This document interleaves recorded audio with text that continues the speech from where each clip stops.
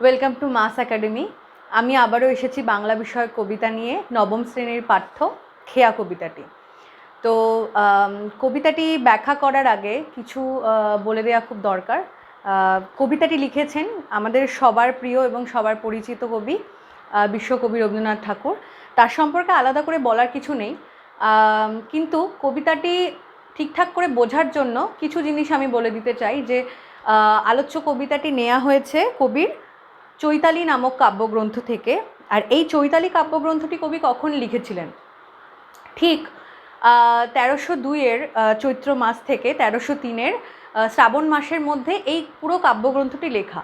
এবং কবি ঠিক সেই সময় কোথায় ছিলেন? কবি কিন্তু আমরা জানি যে সাহিত্যের রসদ কোথা থেকে পাওয়া যায়। সাহিত্যের রসদ পাওয়া যায় আমাদের সমাজ থেকে, কারণ সাহিত্য সমাজের দর্পণ। তাই কবি কিংবা লেখক কিংবা সাহিত্যিক যেই হন না কেন, তাকে কিন্তু সাহিত্য সৃষ্টি করতে গেলে রসদ কিন্তু সমাজ থেকে খুঁজে বের করতে হয়। আর আমরা জানি রবীন্দ্রনাথ ঠাকুর কিন্তু এভাবে বিভিন্ন জায়গায় ঘুরে বেরিয়েছেন এবং তার সাহিত্যের রসদ খুঁজে বের করেছেন। ঠিক এইভাবেই আমরা বলতে পারি যে চৈতালি কাব্যগ্রন্থটি লেখার সময় কবিগুরু শিলাইদহতে ছিলেন, বেড়াতে গিয়েছিলেন। এবং সেখানে যখন তিনি এই কবিতাটি লেখেন, সেই সম্পূর্ণ অবস্থান কিন্তু তার ছিল একটি নদীর ওপর ভাসমান অবস্থায়, মানে তিনি তখন বোটে বাসস্থান করছিলেন। আচ্ছা, আলোচ্য কবিতায় যাওয়ার আগে আলোচ্য কবিতার উৎস আমি বলে দিয়েছি। এরপর কিছু জিনিসের, কিছু শব্দার্থের পরিচয় আমাদের পাওয়া উচিত, তাহলে আমরা কবিতাটা আরও ভালো করে বুঝতে পারবো। আর তারপরে আমরা কবিতাটির লাইন ধরে ব্যাখ্যা করব এবং তারপরে এই কবিতাটির অন্তর্নিহিত যে মানে রয়েছে সেটি আমি বলবো। আর তারপরে কিছু কোয়েশ্চেন আমি বলবো যেটা তোমাদের সাহায্য করবে কবিতাটি আরও ভালো করে বুঝতে। শব্দার্থগুলির মধ্যে প্রথম শব্দার্থ যেটা পাওয়া যায় সেটা হচ্ছে খেয়া। খেয়া নৌকা। খেয়া নৌকা কি? খেয়া নৌকা এক ধরনের ছোট নৌকা, যার দ্বারা এক প্রান্ত থেকে আরেক প্রান্ত, নদীর এক প্রান্ত থেকে আরেক প্রান্ত লোকজন, দ্রব্য সামগ্রী এপার ওপার হয়, মানে আনাগোনা হয়। একটি ছোট আকারের নৌকা। এরপর জানাশোনা। জানাশোনা কথার অর্থ হচ্ছে পরিচিত। আনাগোনা। আনাগোনা শব্দের অর্থ হচ্ছে আসা যাওয়া। এরপর আমরা পাবো ফেনাইয়া ওঠে। ফেনাইয়া ওঠে অর্থাৎ ফেনাযুক্ত হয়ে ওঠে। এরপর আরও শব্দার্থ যেগুলো জেনে রাখা দরকার সেটা হচ্ছে হলাহল। হলাহল কথার অর্থ হচ্ছে বিষ। সুধা কথার অর্থ আমরা জানি সবাই, অমৃত। দোহা পানে।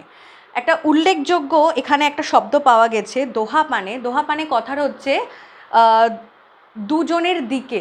দুজনের দিকে, এটা কিন্তু তোমরা ভালো করে জেনে রাখবে। ঠিক আছে, মোটামুটি যা শব্দার্থ বলার আমি বলে দিলাম। এবার আমি কবিতাটি পাঠ করছি। খেয়া নৌকা পারাপার করে নদী স্রোতে, কেহ যায় ঘরে, কেহ আসে ঘর হতে।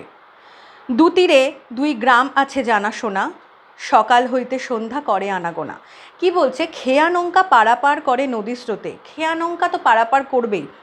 আর আরেকটি জিনিস বলে রাখি, এই খেয়া নৌকা কিসের দ্বারা চলে? যদি কখনো কোথাও কোশ্চেন পাও তাহলে তুমি এখানে উত্তরটা আমাদের বলে দিয়েছেন কবি, যে খেয়া নৌকা পারাপার করে নদী স্রোতে। নদী স্রোতের দ্বারাই কিন্তু খেয়া নৌকা পারাপার হয়। অর্থাৎ খেয়া নৌকা খেয়া নৌকা নদীর স্রোতের দ্বারাই কিন্তু পরিচালিত হয়। কেহ যায় ঘরে, কেহ আসে ঘর হতে। কেউ ঘর হইতে বেরোচ্ছে, অর্থাৎ কেউ নিজের বাসস্থান থেকে কর্মের জন্য বেরোচ্ছে এবং খেয়া নৌকার সাহায্যে নদী পার করছে। আবার কেহ আসে ঘর হতে, অর্থাৎ খেয়া নৌকা পারাপার করে নদী স্রোতে, কেহ যায় ঘরে, কেহ আসে ঘর হতে। খেয়া নৌকা পারাপার করে নদী স্রোতে। খেয়া নৌকা সবসময় পারাপার করে চলেছে নদী স্রোতের দ্বারা। কেহ যায় ঘরে, কেহ আসে ঘর হতে। কেউ কর্মজগৎ থেকে ফিরছে ঘরের উদ্দেশ্যে, এবং কিসের সাহায্যে ঘরে ফিরছে? খেয়া নৌকার দ্বারা। সে নদী পার করছে খেয়া নৌকার দ্বারা। আবার কেহ আসে ঘর হতে, আবার কেউ ঘরে ফিরছে, আবার কেউ ঘর থেকে কর্মের উদ্দেশ্যে বেরোচ্ছে। দুই তীরে দুই গ্রাম আছে জানাশোনা, সকাল হইতে সন্ধ্যা করে আনাগোনা। দুই তীরে দুই গ্রাম, অর্থাৎ যে নদী বয়ে চলেছে এবং যার ওপর দিয়ে খেয়া নৌকা প্রবাহমান, সেই নদীটি রয়েছে দুটো গ্রামের মাঝখানে। এবং সেই নদীটি দুটো গ্রামের মানুষের মধ্যে মেলবন্ধন ঘটাচ্ছে। সকাল হইতে সন্ধ্যা করে আনাগোনা, এবং খেয়া পারাপার কতক্ষণ হয়, এখানে কবি সময় বলে দিয়েছেন, সকাল হইতে সন্ধ্যা, অর্থাৎ সকাল থেকে সন্ধে অবধি এই খেয়া নদীর পারাপার আনাগোনা, লোকজনের আনাগোনা চলতেই থাকে। পৃথিবীতে কত দ্বন্দ্ব, কত সর্বনাশ, নতুন নতুন কত গড়ে ইতিহাস, রক্তপ্রবাহের মাঝে ফেনাইয়া ওঠে সোনার মুকুট কত ফুটে আর টুটে। এখানে একটু ভালো করে বুঝতে হবে আমাদের যে এখানে কবি কি বলতে চেয়েছেন। পৃথিবীতে কত দ্বন্দ্ব, কত সর্বনাশ, সত্যিই তো এই পৃথিবীতে চারিদিকে মানুষের মধ্যে দ্বন্দ্ব বেঁধেই রয়েছে কত, আর তার কারণে এই যে এত দ্বন্দ্ব, তার কারণে কিন্তু মানুষের জীবনে সর্বনাশ নেমে আসছে। মূলত এখানে কিন্তু কবি আমাদের রাজশক্তির উত্থান পতনের কথা কিন্তু টেনে এনেছেন। নতুন নতুন গড়ে কত ইতিহাস। ঠিক আমরা জানি যে উত্থান পতনের মধ্যে দিয়ে কিন্তু ইতিহাস গড়ে। আর ইতিহাস আমরা কাকে বলি? যেটি অতীত হয়ে যাচ্ছে সেটাই জমে জমে কিন্তু ইতিহাসে পরিণত হয়। অর্থাৎ আজ যেটা বর্তমান, কাল সেটা অতীত, এবং সেটাই আমাদের ইতিহাস। রক্তপ্রবাহের মাঝে ফেনাইয়া ওঠে সোনার মুকুট কত ফুটে আর টুটে। একদম তাই, যে আমাদের এই যে রেশারেশি, সোনার মুকুট কার মাথায় উঠবে আর কার মাথা থেকে খসে পড়বে। আমরা সবসময় একটা প্রতিযোগিতার মধ্যে বাস করি যে কে বড় হবে, আমরা সবাই চাই বড় হতে। আর এই যে প্রতিদ্বন্দ্বিতা, এই যে হিংসে, এই যে দ্বন্দ্ব, এগুলো কিন্তু আমাদের মধ্যে রক্তক্ষয়ী ছাড়া আর কিছু নিয়ে আসে না। তো কবি সেটাই বোঝাতে চেয়েছেন। সভ্যতার নবনব কত তৃষ্ণা কত ক্ষুধা, উঠে কত হলাহল উঠে কত সুধা। সভ্যতার নবনব কত তৃষ্ণা ক্ষুধা, উঠে কত হলাহল উঠে কত সুধা। এখানে কবি বোঝাতে চেয়েছেন যে আধুনিক যুগকে আমরা কিন্তু সবাই চাই আরও উন্নতির পথে নিয়ে যেতে, এবং সেই কারণটা কি? বিজ্ঞান। বিজ্ঞান কিন্তু আমাদের সবসময় সাহায্য করে চলেছে আধুনিক যুগকে উন্নত থেকে উন্নতর দিকে নিয়ে যেতে। কিন্তু এই আধুনিক যুগকে উন্নত করার ক্ষেত্রে বিজ্ঞান কি শুধু আমাদের সুফলই দেয়? আমাদের কুফলও দেয়। সেই জন্যই কবি এখানে বলেছেন যে একদিক ভালো যেরকম, একদিক খারাপও সেরকম। অর্থাৎ সভ্যতার নবনব কত তৃষ্ণা ক্ষুধা, অর্থাৎ আধুনিক যুগকে এগিয়ে নিয়ে যাওয়ার আমাদের তৃষ্ণা, উঠে কত হলাহল উঠে কত সুধা। অর্থাৎ বিজ্ঞানের যে কুফল রয়েছে সেটাকে হলাহলের সাথে তুলনা করা হচ্ছে, এবং বিজ্ঞানের যে সুফল সেটাকে সুধার সাথে তুলনা করেছেন কবি। শুধু হেতা দুই তীরে কেবা জানে নাম, দোহা পানে চেয়ে আছে দুইখানি গ্রাম। শুধু হেতা দুই তীরে, এই সমস্ত কিছু আড়াল করে, এই রাজশক্তির উত্থান পতন, দেশ বিদ্বেষ, একে অপরের প্রতি হিংসে, এই সব কিছুকে আড়াল করে রেখে এই দুটো গ্রাম যেন নিজের মতো করে আছে। দুজন দুজনের দিকে তাকিয়ে ভালোবাসার চোখে, দুজন যেন দুজনের দিকে ভালোবাসার চোখেই তাকিয়ে আছে। তাদের মধ্যে এই বিদ্বেষ, রাগ, হিংসে কিচ্ছু নেই। কবি এটাই কিন্তু উপলব্ধি করেছিলেন। তাই দোহা পানে চেয়ে আছে দুইখানি গ্রাম, অর্থাৎ একে অপরের দিকে চেয়ে আছে দুইখানি গ্রাম ভালোবাসার চোখে। এই খেয়া চিরদিন চলে নদী স্রোতে, কেহ যায় ঘরে কেহ আসে ঘর হতে। কবি তাই আবারও বলেছেন যে এই খেয়া কিন্তু চিরকাল আবহমান, এই খেয়ার চলাচল কিন্তু আবহমান কাল ধরে চলে আসছে। নদী স্রোতের সে ভেসে চলেছে, এবং দুটো গ্রামের মানুষকে সে একসাথে যোগসূত্রে আবদ্ধ করেছে। এবং কেহ যায় ঘরে, কেউ ঘরে ফিরছে, আবার কেহ আসে ঘর হতে, আবার কর্মের উদ্দেশ্যে কেহ ঘর ছেড়ে, অর্থাৎ ঘরের বাইরে কর্মের জন্য বেরিয়েছে। এটা আপাত অর্থে, বাহ্যিক অর্থে আমরা এই অর্থটাকে ধরে নিতে পারি কবি যে বলেছেন, কিন্তু খেয়া কবিতাটি একটি রূপক কবিতা। রূপক অর্থাৎ কি? আমরা চোখের সামনে যে অর্থ ফুটে উঠছে আমাদের চোখের সামনে, আদতে কিন্তু কবি অভ্যন্তরীণ অন্য একটি অর্থ আমাদের জন্য রেখে গেছেন। সেটি আমি একটু ব্যাখ্যা করি তোমাদের সাথে। এখানে দুটো গ্রামের কথা বলা হয়েছে।